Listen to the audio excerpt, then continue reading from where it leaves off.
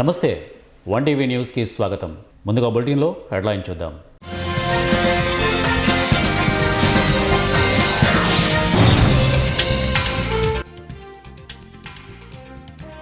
Parliament వర్షాకాల సమావేశాలు July 19న ఆల్ పార్టీ మీటింగ్.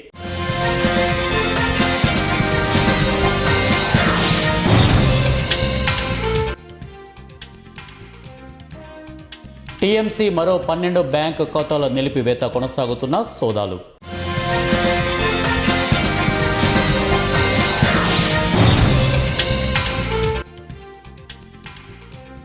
బీసీ విద్యార్థుల విద్యకు కూటమి ప్రభుత్వం ప్రాధాన్యమిస్తోంది. మంత్రి సవిత.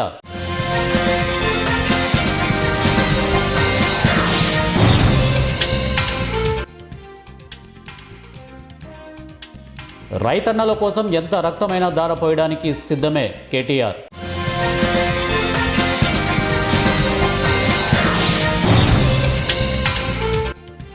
అర్జెంటీనా ఫుట్బాల్ దిగ్గజం కన్నుమూత. మాజీ కెప్టెన్ ఆంటోనియో ఉబాల్డో రాటిన్ కన్నుమూత. బ్రేకింగ్ న్యూస్ మనం చూస్తున్నాము. అమెరికా సెనేటర్ ట్రంప్ స్నేహితుడు లిండ్సే గ్రాహర్ కన్నుమూత. యుఎస్ సెనెట్లో సౌత్ కరోలినాకు ప్రాతినిధ్యం వహిస్తున్నటువంటి గ్రాహం అమెరికా సెనేటర్ ట్రంప్ సన్నిహితుడు లిండ్సే గ్రాహం కన్నుమూశారని ఆయన కార్యాలయం వెల్లడించింది. ఇటీవల ఆయన అనారోగ్యానికి గురై చికిత్స తీసుకుంటుండగా శనివారం సాయంత్రం స్వగృహంలో ప్రాణాలు కోల్పోయినట్లు తెలిపింది. అయితే ఆయన అనారోగ్యానికి కారణాలు వెల్లడించలేదు. 2003 నుంచి యుఎస్ సెనెట్లో సౌత్ కరోలినాకు ఆయన ప్రాతినిధ్యం వహిస్తున్నారు. జాతీయ భద్రత, విదేశాంగ విధాన చర్చలు వంటి వాటిలో చురుకుగా వ్యవహరిస్తూ దేశంలోని కీలక నేతల్లో ఒకరిగా పేరు పొందారు. అమెరికాకు చెందిన అనేక కీలక అంశాల్లో ట్రంప్కు బలమైన మద్దతుదారుగా వ్యవహరించారు. బ్రేకింగ్ మనం చూస్తున్నాము. ముంబైకి చంద్రబాబు పవన్ కళ్యాణ్కు పరామర్శ.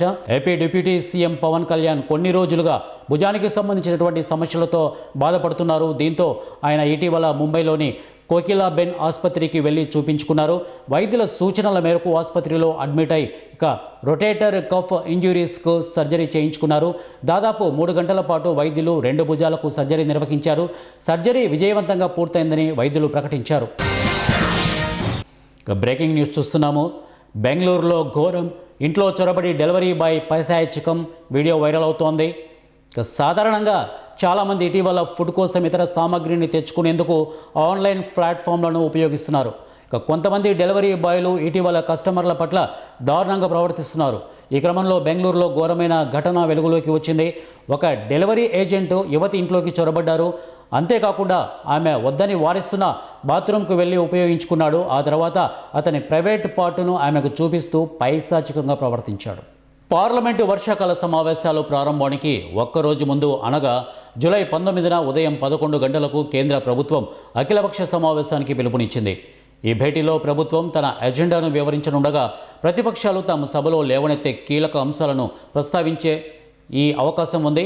కేంద్ర పార్లమెంటరీ వ్యవహారాల మంత్రి కిరణ్ రిజిజు సోషల్ మీడియా వేదికగా తెలిపిన వివరాల ప్రకారం రాష్ట్రపతి ద్రౌపది ముర్ము ఆమోదంతో ఈ వర్షాకాల సమావేశాలు జూలై 20 నుంచి ఆగస్టు 13 వరకు జరగనున్నాయి.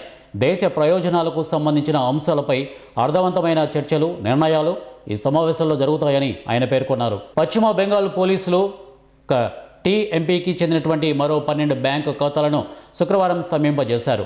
440 కోట్లు ఉన్నటువంటి 3 హెచ్డిఎఫ్సి బ్యాంకు ఖాతాలను పాక్షికంగా నిర్వహించేందుకు కోల్కతా హైకోర్టు ఆ పార్టీని అనుమతించిన మరుసటి రోజే ఈ ఘటన జరిగింది. ప్రస్తుతం స్తంభింపజేసినటువంటి 12 బ్యాంకు ఖాతాలు పలు పబ్లిక్, ప్రైవేటు సెక్టార్ బ్యాంకులకు చెందినవని సీనియర్ బెంగాల్ పోలీసు అధికారులు చెప్పారు. దీంతో మొత్తం 1000 కోట్ల డిపాజిట్లు ఉన్నట్లు ఆరోపణలు ఉన్న 15 బ్యాంకు ఖాతాలను నిలిపివేసినట్లు అయ్యింది. కాగా కోల్కతా హైకోర్టు అనుమతించిన 3 ఖాతాల నిర్వహణకు రిటైర్డ్ జస్టిస్ సుబ్రత తాలూకా కేదార్ని ప్రత్యేక అధికారిగా నియమించింది. పార్టీ రోజు వారి ఖర్చులు, సిబ్బంది జీతాలు, కోర్టు వ్యవహారాల ఖర్చులకు మాత్రమే ప్రత్యేక అధికారి సంతకం చేసినటువంటి చెక్కుల ద్వారా ఈ ఖాతాల నుంచి చెల్లించాలి. బీసీ విద్యార్థుల విద్యకు కూటమి ప్రభుత్వం అధిక ప్రాధాన్యం ఇస్తోందని ఏపీ మంత్రి సవిత వ్యాఖ్యానించారు. సన్నబియ్యంతో రుచికరమైన భోజనం అందిస్తున్నామని పేర్కొన్నారు. డైట్ ఛార్జీల బిల్లులు 10% పెంచబోతున్నామని తెలిపారు. బీసీ బిడ్డలకు రుచికరమైన కడుపు నిండేలా భోజనం అందిస్తున్నామని చెప్పుకొచ్చారు. బీసీ విద్యార్థులు అత్యున్నత స్థానాల్లో నిలవాలన్నదే సీఎం చంద్రబాబు లక్ష్యమని ఉద్ఘాటించారు. ఈరోజు వత్సవాయి మండల కేంద్రంలో మంత్రి సవిత పర్యటించి పలు కార్యక్రమాల్లో పాల్గొన్నారు. వత్సవాయి ఎంజేపీ గురుకుల పాఠశాలలో P4 విధానంలో 75 లక్షలతో నిర్మించినటువంటి డైనింగ్ హాలు, డార్మెటరీ ప్రారంభించారు. ఈ కార్యక్రమంలో ఎమ్మెల్యే రాజగోపాల్, మాజీ మంత్రి KDCC bank chairman Nettem Raghuram పాల్గొన్నారు. ఈ సందర్భంగా మంత్రి సవిత మాట్లాడారు. సీఎం రేవంత్ రెడ్డిపై మాజీ మంత్రి, BRS working president Kalvakuntla Taraka Ramarao తీవ్ర ఆగ్రహం వ్యక్తం చేశారు. రైతన్నల కోసం నీళ్లు అడిగితే తమపై ఆరోపణలు చేస్తారని ధ్వజమెత్తారు. అన్నదాతల సమస్యలు పరిష్కరించడంలో కాంగ్రెస్ సర్కారు నిర్లక్ష్యం చేస్తోందని ఆగ్రహించారు. ఈ మేరకు కేటీఆర్ ప్రకటన విడుదల చేశారు. 60 ఏళ్లు పాలించినటువంటి కాంగ్రెస్ తెలంగాణ అభివృద్ధికి ఏం చేసిందని ప్రశ్నించారు. తెలంగాణ కోసం కొట్లాడిన పిల్లలను ఎన్కౌంటర్లు చేశారని దుయ్యబట్టారు. అర్జెంటీనా ఫుట్బాల్ దిగ్గజం మాజీ కెప్టెన్ ఆంటోనియా ఉబాల్దో రాటిన్ కన్నుమూశారు.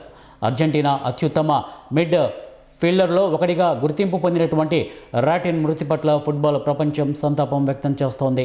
ఫిఫా ప్రపంచ కప్ 2026లో భాగంగా స్విట్జర్లాండ్లో జరిగినటువంటి క్వార్టర్ ఫైనల్ మ్యాచ్లో అర్జెంటీనా ప్లేయర్లు నల్ల రిబ్బన్లు కట్టుకొని బరిలోకి దిగారు. మ్యాచ్కు ముందు అతడి మృతి పట్ల మౌనం పాటించారు. కాగా అతడి మృతిని బోకా జూనియర్స్ క్లబ్ ధృవీకరించింది. మా సంస్థకు ప్రతీకగా నిలిచినటువంటి ఆంటోనియో ఉబాల్దో రాటిన్ మృతి పట్ల తీవ్ర విచారం వ్యక్తం చేస్తున్నాము. ఈ కష్ట సమయంలో ఆయన కుటుంబ సభ్యులకు, అభిమానులకు మా ప్రగాఢ సానుభూతి అంటూ Boca juniors club social media వేదికగా పేర్కొంది. 1956 నుంచి 1970 వరకు బోకా జూనియర్స్ తరపున ఆడినటువంటి రాటిన్ ఆ క్లబ్కు వెన్నెముకగా నిలిచాడు. మొత్తం 382 మ్యాచ్లు ఆడి 28 గోల్స్ నమోదు చేశాడు. అతడి సారథ్యంలో బోకా 4 అర్జెంటీనా లీగ్ టైటిళ్లను సాధించింది. 1963 కోపా లిబర్టడోర్స్ ఫైనల్కు బోకా చేరడంలోనూ రాటిన్ కీలక పాత్ర పోషించారు. కామారెడ్డి జిల్లా నస్రుల్లాబాద్ మండలం బొమ్మలదేవుపల్లి చౌరస్తా వద్ద బీఆర్ఎస్ నాయకులు ధర్నా, రాస్తారోకో చేశారు. ముఖ్యమంత్రి రేవంత్ రెడ్డి, కేసీఆర్ కుటుంబంపై చేసినటువంటి అనుచిత వ్యాఖ్యలను నిరసిస్తూ ముఖ్యమంత్రి దిష్టిబొమ్మను దగ్ధం చేశారు. రేవంత్ రెడ్డి, కేసీఆర్ కుటుంబంపై చేసినటువంటి వ్యాఖ్యలను వాపసు తీసుకోవాలని వారు డిమాండ్ చేశారు. కేసీఆర్ హయాంలో రైతులు ఎంతో ఆనందంగా ఉండేవారని, ప్రస్తుతం రైతులు అనేక ఇబ్బందులు పడుతున్నారని నాయకులు అన్నారు.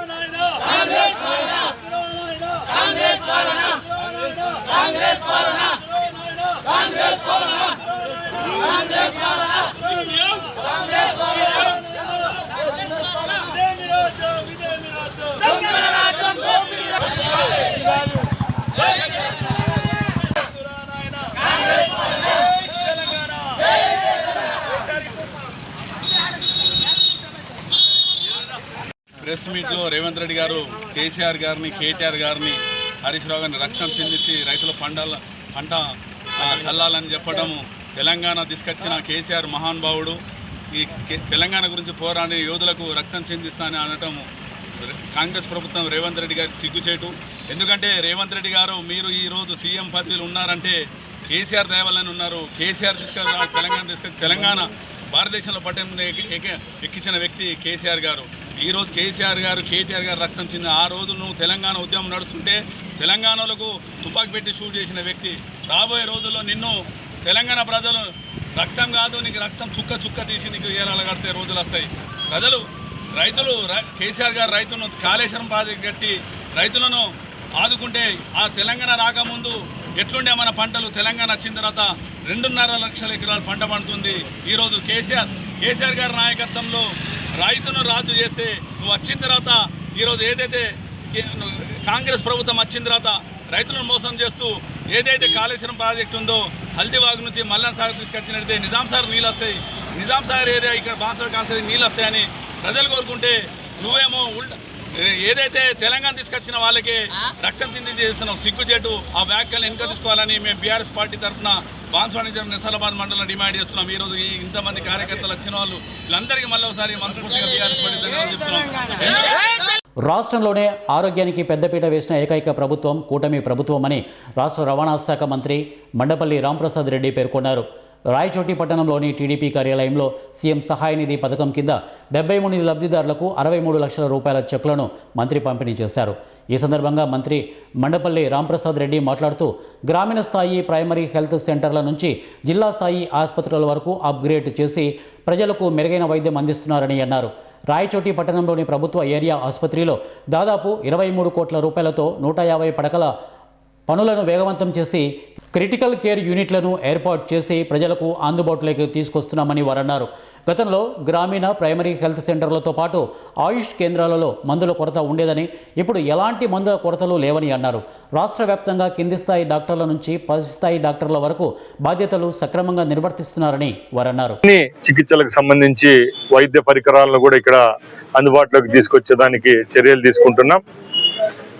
అప్పుడు తిరుపతి, మదనపల్లి అలాగే బెంగళూరుకు పోయే పేషెంట్లు ఎవరైతే ఉన్నారో వాళ్ళకు కూడా ఇక్కడ చికిత్స అందించేదానికి కూడా వెసులుబాటు ఉంటుందని తెలియజేసుకుంటున్నా.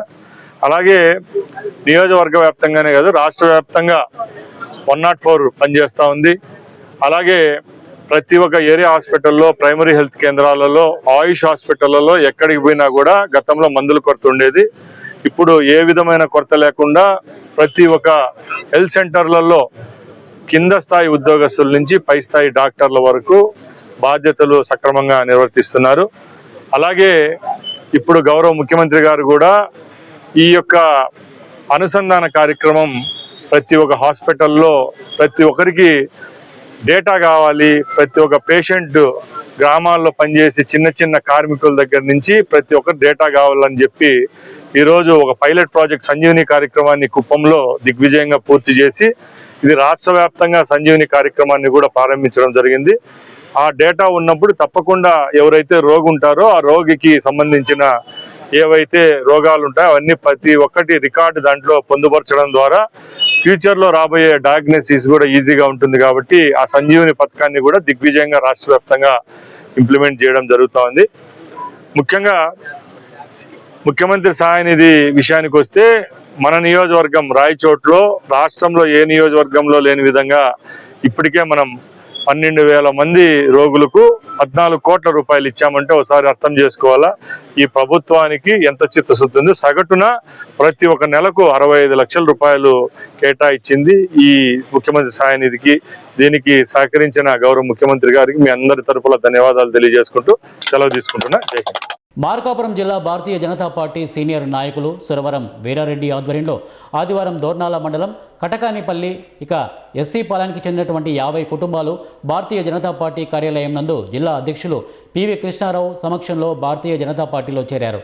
ఈ సందర్భంగా పివి కృష్ణారావు వీరారెడ్డిలు మాట్లాడుతూ గ్రామాల అభివృద్ధి బీజేపీ పార్టీతోనే సాధ్యమని, ప్రజలు బీజేపీ వైపు చూస్తున్నారని అన్నారు. రాబోయే స్థానిక ఎన్నికల్లో బీజేపీ అభ్యర్థుల గెలుపు కోసం కృషి చేయాలని వారు అన్నారు. ఈ కార్యక్రమంలో నాయకులు బొచ్చు మల్లారెడ్డి, అలాగే అంబటి అల్లురెడ్డి, వెన్ను రామలక్ష్మారెడ్డి, కార్యకర్తలు తదితరులు పాల్గొన్నారు.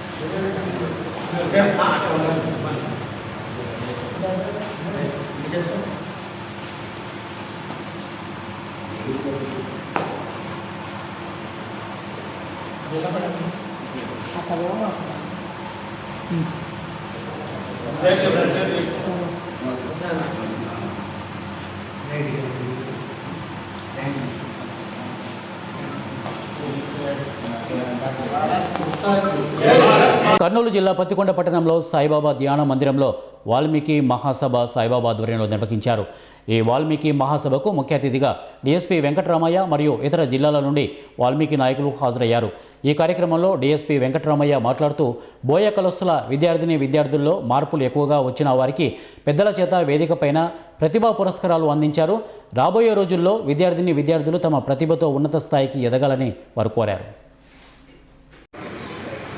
అదేవిధంగా వేదికపై ఆశీనులైన ఉద్దండ పండితులు, అతిరథ మహారథులు, కొంతమంది పేర్లు తెలుసు, కొంతమంది పేర్లు తెలియవు. అయినప్పటికీ కూడా అంతేకాకుండా ఎంతో కష్టపడి ఇష్టపడి తల్లిదండ్రుల యొక్క ఆశయాలకు అనుగుణంగా వారి ఆశ నెరవేర్చడానికి చదువే పరమావధిగా భావించి ఈరోజు ప్రతిభా పురస్కారాలు అందుకుంటున్న చిన్నారులందరికీ నా యొక్క శుభాశీస్సులు తెలియజేస్తున్నాను.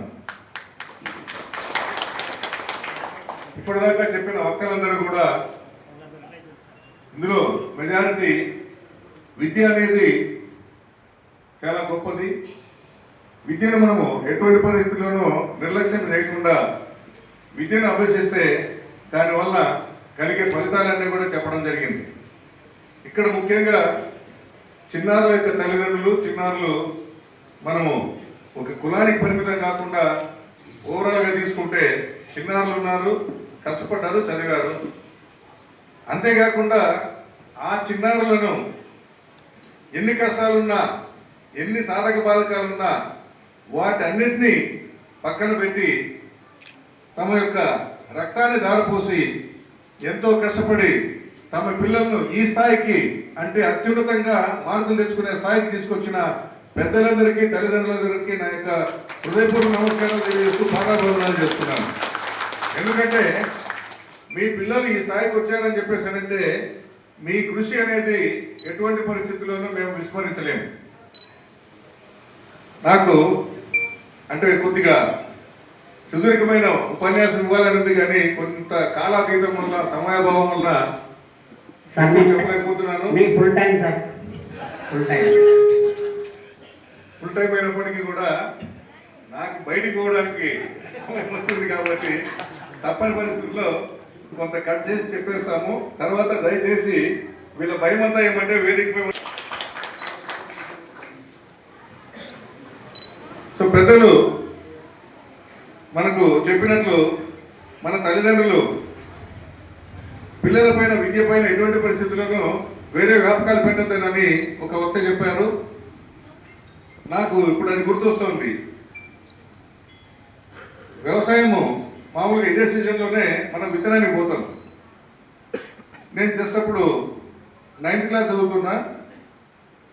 మొత్తం ఇప్పుడు విత్తనం అంటే కొద్దిగా నేను గొప్ప చెప్తున్నాను కాదు, కానీ ఒక 11 మంది జీతగాలు, అంటే సంవత్సరం జీతగాలు ఉండేవాళ్ళు.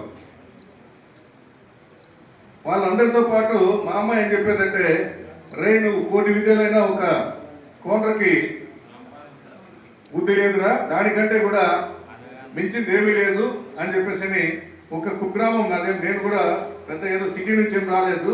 మా అమ్మ ఎప్పుడూ కూడా వ్యవసాయం పైన ఎక్కువ మక్కువగా చూపించేస్తూ వ్యవసాయం అంతా కూడా మా అమ్మాయి చేయించేది. మా ఫాదరు రాజకీయాలు చేస్తూ, కాంట్రాక్ట్ చేస్తూ, క్లాస్ 1 కాంట్రాక్టర్గా ఉండి రాజకీయాలు చేస్తూ బయట ఎప్పుడు అన్ని పనులు చేసుకుంటూ ఉంటే కేవలం ఒకే ఒక మా అమ్మగారు, ఆమె మాత్రమే మొత్తము ఉన్న వ్యవసాయాన్ని అంతా కూడా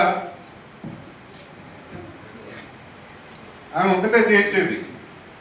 సో ఎప్పుడైతే ఈ వ్యవసాయ పనులు అనేది రాకుండా పోతే, రేపొద్దున ఉద్యోగాలు రాకపోతే మనకున్న వ్యవసాయాన్ని చూసుకుంటేనే 10 మందికి ఉపాధి ఇస్తాం కదా, మీరు ఎటువంటి పరిస్థితుల్లోనూ వ్యవసాయం నేర్చుకోవాలని చెప్పేసి ఉద్దేశంతో ఫస్ట్ ఇనిషియల్ స్టేజ్లో గొర్రెలు విత్తనం వేస్తూ ఉంటే ఓ జీతగానికి చెప్పి, మనకి ఆ గుంటకి భాష నేర్పి అని చెప్పేసి నన్ను మొదలు పెట్టుకుంటే ఒకసారిగా మా ఫాదరు ఎలా విత్తనం వేస్తున్నారేం కదా అని చెప్పేసి చూసేదానికని చెప్పేసి రావడమే ఆ విత్తనం వేసే చోటు నుంచి రాళ్ళు చేతికి, మట్టిపైల చేతికి దొరికితే దాంతో వేసుకుంటున్న మీదకి తరిమేసుకుంటూ వచ్చినాడు.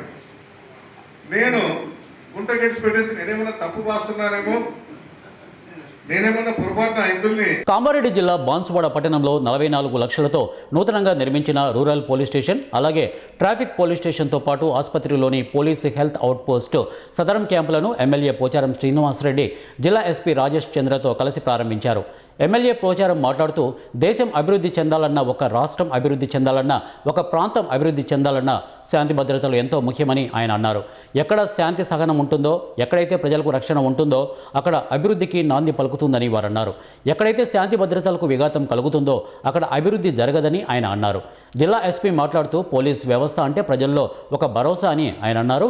పోలీస్ భవనాలు ప్రశాంత వాతావరణంలో ఉంటే ప్రజలకు ప్రశాంతంగా కలిసే అవకాశాలు ఉంటాయని అన్నారు. ఇంకో నెల 2 నెలలు సమయం ఉంది. మరి దేనికైనా ఒక దేశం అభివృద్ధి చెందాలన్నా, ప్రపంచం అభివృద్ధి చెందాలన్నా, ఒక రాష్ట్రం అభివృద్ధి చెందాలన్నా, ఒక ప్రాంతం అభివృద్ధి చెందాలన్నా శాంతి భద్రతలు చాలా ముఖ్యమైనటువంటి అంశం. ఎక్కడ సామరస్యం ఉంటుందో, ఎక్కడైతే ప్రజల ప్రాణాలకు రక్షణ కలుగుతుందో అది తానంతట తానే అభివృద్ధికి నాంది పలుకుతుంది. అక్కడ పోతే అనవసర కొట్లాటలు అవుతాయి, పోలీస్ కేసులు అవుతాయి, జైలుకి పోతాం. ఈ అల్లలు ఎందుకని కొంతమంది భయపడి కూడా అభివృద్ధికి చేయాలనే మనసులో ఉన్న వాళ్ళు మనకు దూరం అవుతారు. పోలీస్ స్టేషన్ కానీ పోలీస్ వ్యవస్థ కానీ ప్రజల్లో ఒక భరోసా. ఆ పోలీసులు ఒక ప్రశాంతమైన ప్లేస్లో పనిచేసేసి ప్రజల ప్రాబ్లమ్స్ని అడ్రస్ చేయాలి.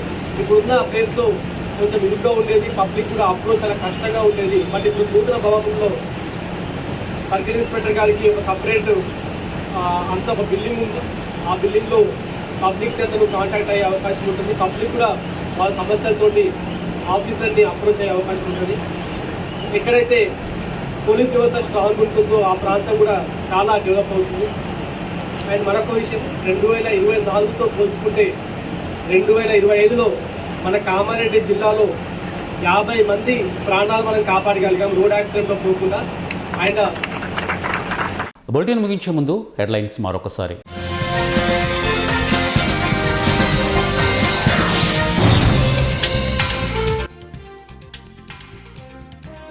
పార్లమెంటు వర్షాకాల సమావేశాలు జూలై 19న ఆల్ పార్టీ మీటింగ్.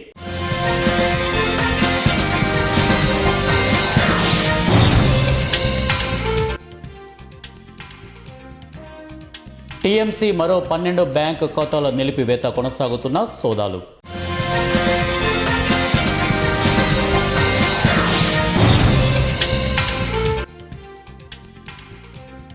బీసీ విద్యార్థుల విద్యకు కూటమి ప్రభుత్వం ప్రాధాన్యమిస్తోంది. మంత్రి సవిత.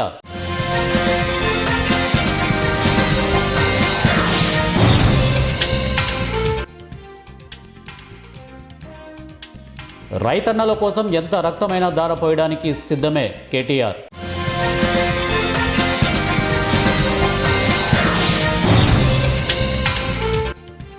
అర్జెంటీనా ఫుట్బాల్ దిగ్గజం కన్నుమూత.